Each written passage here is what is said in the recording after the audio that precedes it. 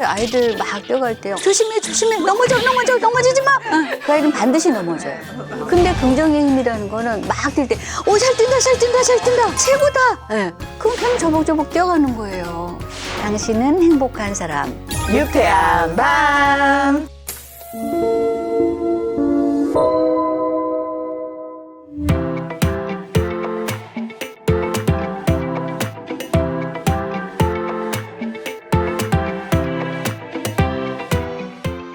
반갑습니다. 안녕하세요. 반갑습니다. 네, 아우 최고라고 해주셨어요. 네. 엄마들한테 최고라고 그럼요. 네, 해주신 그럼요. 거죠. 네. 네. 교수님 뭐 하실 때 가장 행복하신가요? 궁금하네요, 갑자기. 저요? 네. 근데 저는 행복한 순간이 너무 많아요. 아, 네. 아이가 잘 성장하는 모습 보면서도 행복하고 아이가 고민거리를 가지고 와도 행복하고 다 성장을 위한 성장통이니까 그래서 우리는 좀 행복에 민감한 사람이 됐으면 좋겠어요. 불행에 민감한 게 아니라 불행엔 좀 둔감하셔도 돼요.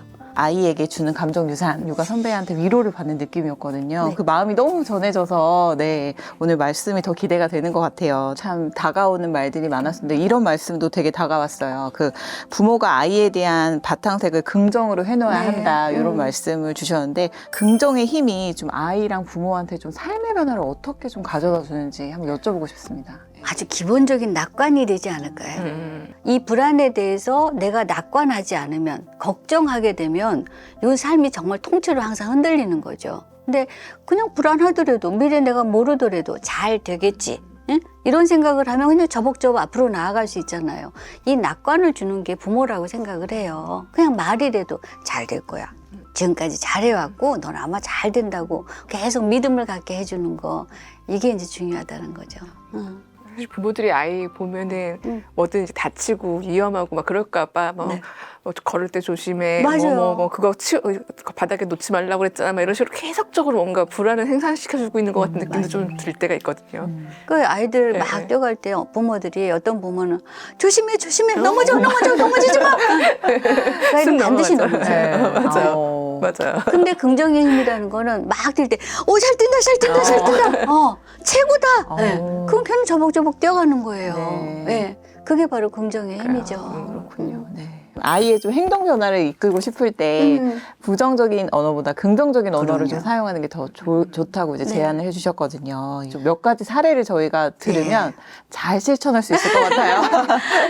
긍정적인 이야기를 하라고 하면 부모님들이 어려워하는 게 애가 잘못한 게 있는데 어떻게 긍정적인 이야기를 해요. 이럴 때 아이를 바로잡아줘야지 아이가 잘 되는 거 아니에요. 이런 생각을 하시는 거예요. 부정적인 상황에서 긍정의 이야기를 하는 건 굉장히 어려운 일이죠. 예. 그런데 상황을 조금 긍정적인 상황에 포커스를 맞춰야 돼요. 잘하고 있을 때 계속 거기에 대해서 박수 쳐주는 거예요. 30분이라도 앉아서 공부할 때 야, 넌 정말 잘한다. 너는 집중하는 힘이 있어. 이런 피드백을 해주는 거예요. 긍정적인 상황에서 아이가 훨씬 더 어떤 자기 강화를 받을 수 있도록 하는 거. 이게 이제 아주 쉬운 방법으로서 좀 추천해 드릴 수 있는 거고요. 근데 이제 부정의 순간들이 있기는 있죠. 어떤 어려운 상황, 또 갈등의 순간은 성장을 위해서 너무나 중요한 거예요.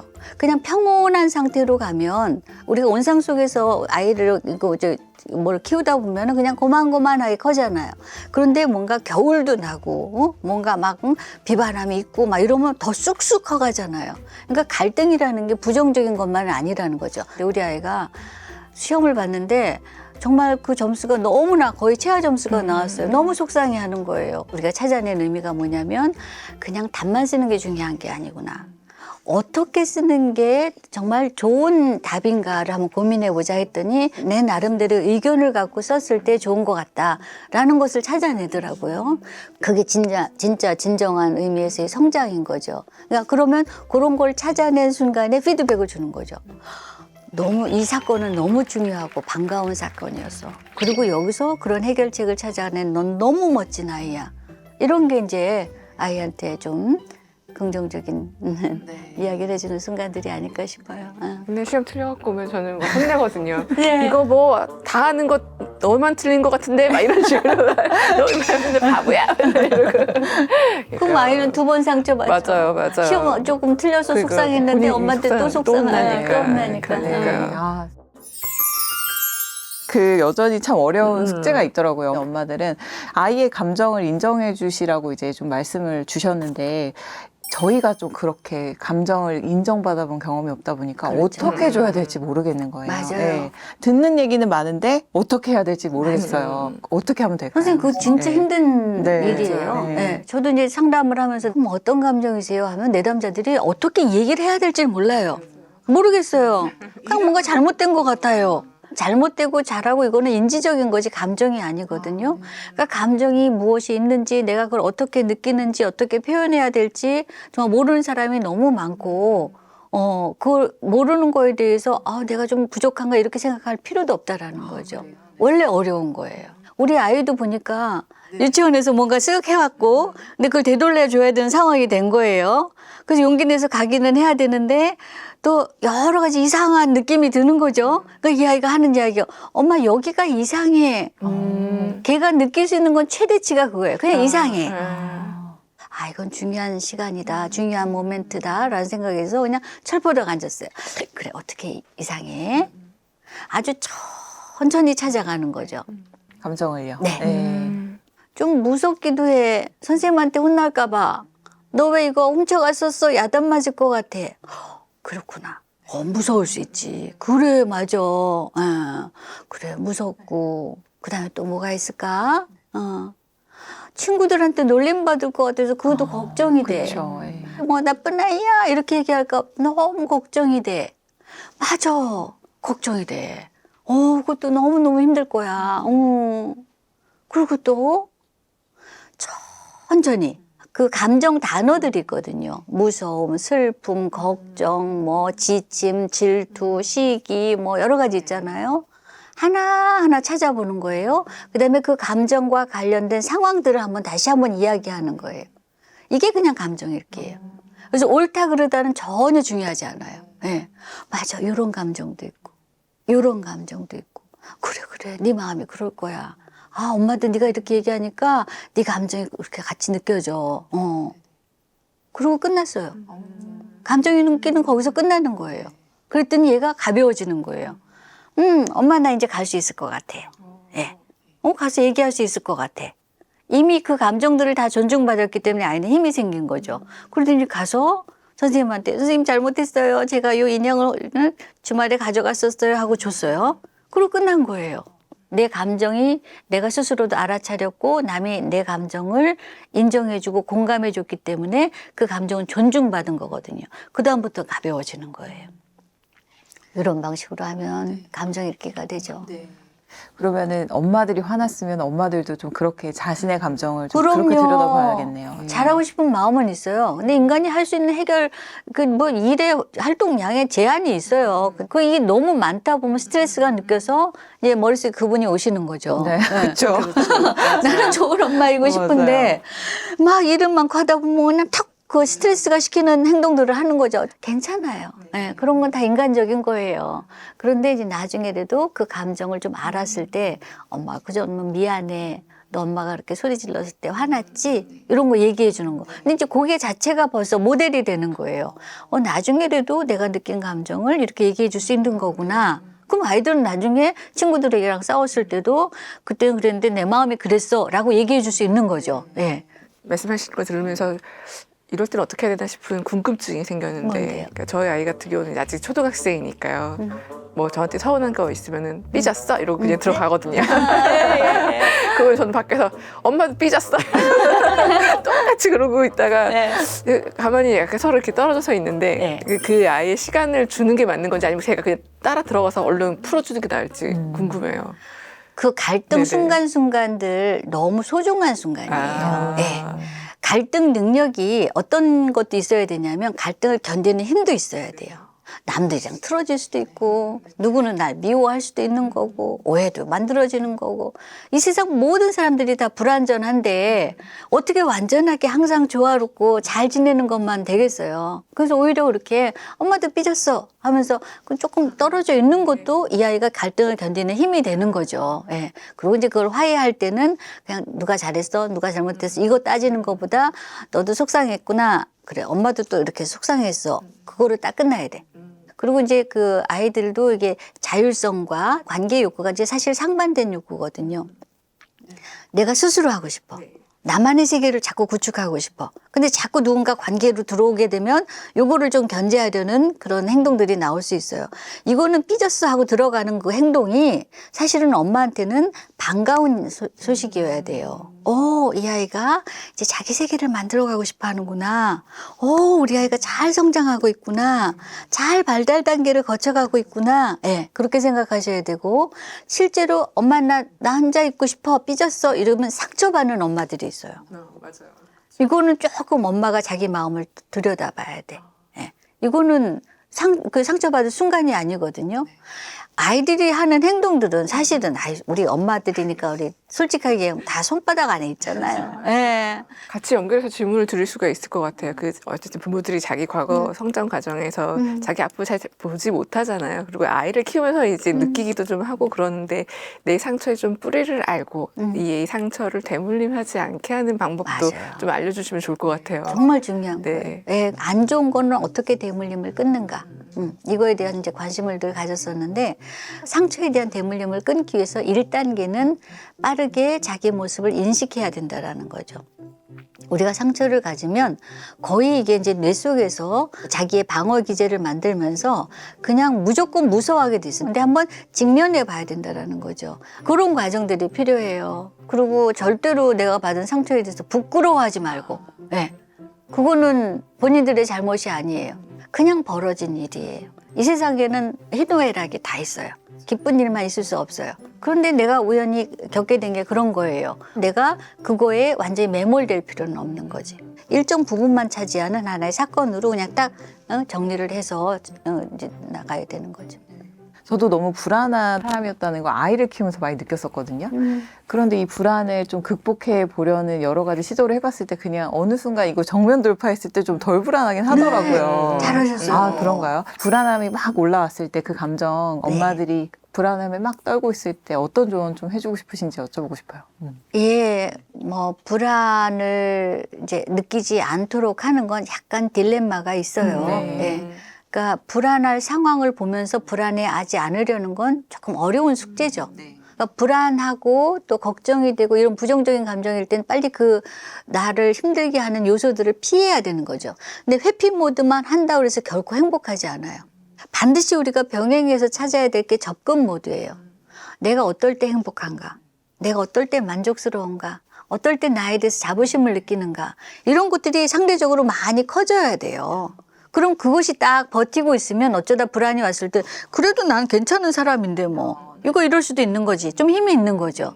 그래서 불안할 때 너무 거기에 대해서만 집중하지 말고 평소에 본인이 잘하는 것, 또 엄마로서 내가 좋은 엄마다라고 내 스스로 인정할 수 있는 부분들, 아이를 키우면서 느끼는 행복, 기쁨, 즐거움, 감사함 이런 것들 계속 이렇게 좀 의식하고 누리고 표현하고 그러면 그게 이제 전체적으로 더 많은 비중을 차지하기 때문에 불행이 느껴지는 아니면 불안이 느껴지는 피해가 상대적으로 줄어드는 거죠. 저는 그 방법을 좀 추천드리고 싶어요. 요즘 이제 아빠들도 사실 육아에 관심도 많으시고 참여가 많다 보니까 그런 아빠들께는 좀 어떤 조언을 해주시고 싶으신가요? 예. 근데 아빠들한테 제가 제안하는 조언은 좀 달라요. 좋은 아빠가 되시려면 아이한테 잘하는 것보다 더 중요한 건 아빠들은 아내한테 잘해야 돼요. 정답. 아내한테 잘 보여서 네. 아내가 아이들한테 좋은 아빠라고 소개할 수 있도록 해놓으셔야 돼요. 예. 그리고 아이들이 가장 행복해하는 순간이 엄마 아빠가 다정할 때예요. 나한테 잘해줄 때보다. 나한테는 막 선물 사주면서도 엄마 아빠 으르렁거리면 이 아이는 그 선물이 아니에요.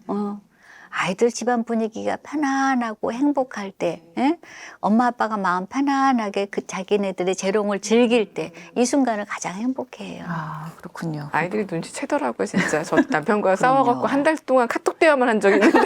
의심되니까 애가 알아보더라고. 이혼할 거냐고. 아는구나, 아이들이. 한 달이면 다 느끼고는 하죠. 바로 맞아. 알아요. 우리 엄마 아빠들 그거 감추려고 꿈도 꾸지 마세요. 맞아요. 다 알아요. 알아요. 감정을 다루는 여러 가지 그 리추얼, 의식에 네네. 대해서 또 써주셨어요. 네. 우리 부모님과 자녀들이 좀 연결해서 잘 해볼 수 있는 그런 리추얼 몇 가지 추천해 주셨으면 좋을 것 같아요. 네, 그러니까 리추얼이 참 그 좋은 이유는 네. 짧은 시간인데 그게 반복적으로 이루어지면서 굉장히 효과가 확대된다라는 거죠. 그래서 저 같은 경우는 주말에 항상 산책을 했어요. 네. 아이랑 같이. 아이랑 세 식구가 네. 같이 이벤트는 아닌데도 불구하고 이게 축적되면서 항상 그 길을 걸으면 벌써 그때 느꼈던 행복감, 그때 느꼈던 뭔가 우리 그 시기에서의 어떤 그런 느낌들이 확 올라오거든요. 예. 그런 것들 의미에서 이제 리추얼을 중요하게 생각하는 거죠. 그 엄마들 힘들 때 보면 어디 가서 커피 한 잔 마시기 힘들거든요. 집에서 마시는 커피는 그건 또 그 의미가 아니잖아요. 예. 그러니까 나를 위해서 오늘 30분 투자한다. 좋은 커피숍에 앉아서 30분 동안 휴식을 갖는 거예요. 이 돈도 아니면 이 시간도 아껴 생각하지 말고 그 시간을 즐기는 거. 이건 정말 미니 이벤트로서 나를 위로할 수 있는 방법인 거죠. 정말 당당하게 대놓고 즐기셔야 돼요. 그럼 그게 우리 엄마는 아니면 내 아내는 내 남편은 이 시간이 필요한 거니까 적극적으로 도와줄 수도 있는 거고 이거 엄마가 갖고 있는 리추얼이야. 그러면 또 그게 하나의 가족의 어떤 그 뭔가 리추얼이 되는 거죠. 책 속에 한국의 효도 문화에 대해서 좀 고민해 주신 내용을 읽게 네. 됐어요. 네네. 예. 좀 과하게 희생하지 않고 또 네. 과하게 기대하지 않는 거. 네. 너무 멋지게 카리스마 있는 내리사랑. 이거 어떻게 고민하게 되셨는지 한번 여쭤보고 싶습니다. 네. 부모로서 내가 신나고 행복한 순간은 아이가 쑥쑥 자기 길을 찾아서 성장해 나갈 때 그게 가장 정말 좋은 건데 효를 가장해서 올가매는 사랑이 됐을 때 문제점들을 제가 많이 보게 돼요. 그러니까 가장 병리적인 형태는 뭐냐면 자녀가 한쪽 부모의 배우자 역할을 하는 그런 삼각관계에 끼인 경우죠. 부모의 부부 사이가 안 좋기 때문에 부모 중 한 사람 대부분 이제 어머니들인데 어머니들이 자녀한테 많이 집착해서 네가 나의 삶의 희망이야. 네가 잘 되면 나는 행복해. 너만이 나의 어떤 삶의 의미야. 이렇게 되면 이 아이는 이제 어머니한테 그 효도해야 되고 어머니한테 잘해줘야 되고 이런 마음을 갖게 되는데 이 형태의 효도는 바람직한 형태가 아니라는 거죠. 어머니가 진짜 카리스마를 가지려면 엄마의 삶은 엄마의 삶이야. 엄마와 부부 사이는 엄마가 알아서 처리하고 너는 너의 삶을 살아. 너의 길을 찾아가. 이렇게 한다 그러면 엄마가 훨씬 더 카리스마가 있는 거죠. 이런 형태의 효도가 됐으면 좋겠어요. 정말 자기 삶을 잘 찾아가는 그 형태로 자녀들이 효도를 해야지 뒤치다꺼리하는 그런 그 효도가 아니었으면 좋겠고 또 그런 것들을 요구하는 엄마 아빠가 아니었으면 좋겠어요. 그건 정말 카리스마가 없는 엄마 아빠예요. 그러니까 애착을 우리가 안전한 항구라고 표현을 해요. 항구하면 배가 계속 있는 게 아니잖아요. 잠시 머무는 곳이잖아요. 예.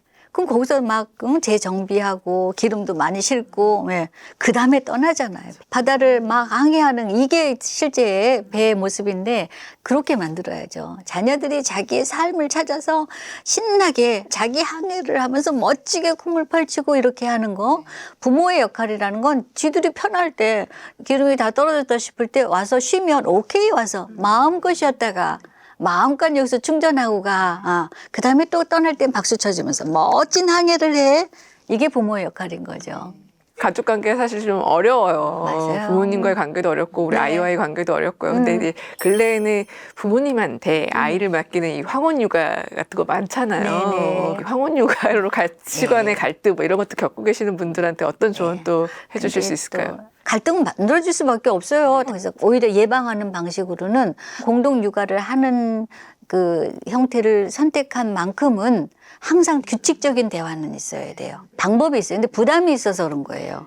이렇게 얘기하면 서운해하시지 않으시려나 또 화내지 않으시려나 이런 생각을 하는데 이게 리추얼이 되면 괜찮아요.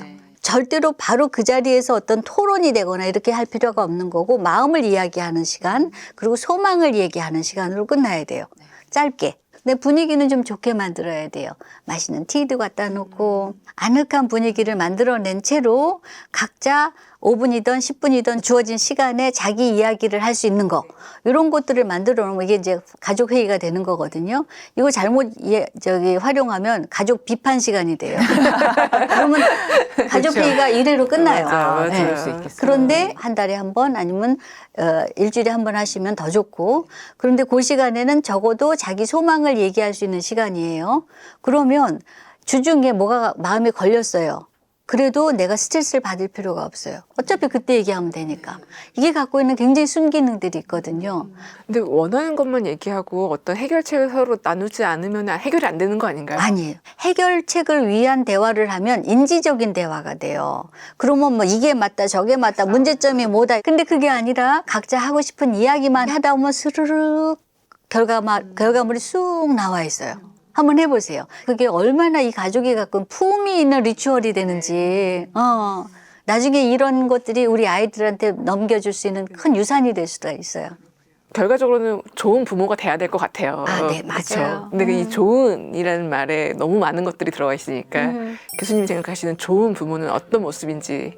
네. 좋은 부모라는 건, 그냥 내가 행복하게 사는 거예요. 내가. 뭐 해줄 생각 말고, 내가 하나의 그냥 한 사람으로서 또 하여튼 부모로서 내가 행복하게 사는 게 내가 아이한테 줄 수 있는 최고의 선물 같아요. 그러면 아이들은 부모 걱정 안 하면서 사는 거고 또 그렇게 행복하게 멋지게 사는 것에 모델을 제공해 주는 거고 그렇게 되면 아이는 정말 자유롭게 자기의 삶을 펼칠 수 있는 그런 존재가 되는 거죠.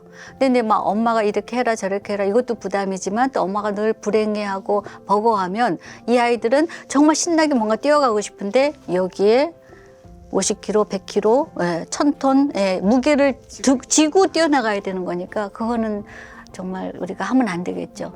좋은 부모가 되는 거는 그냥 내가 멋지게 사는 것. 이런 말씀 드리고 싶네요. 행복에 민감한 유쾌한 밤이 되시길 바라면서 네. 오늘 또 준비한 거 여기까지 저희 듣고 또 좋은 기회로 배웠으면 좋겠습니다. 네, 감사합니다. 감사합니다. 네.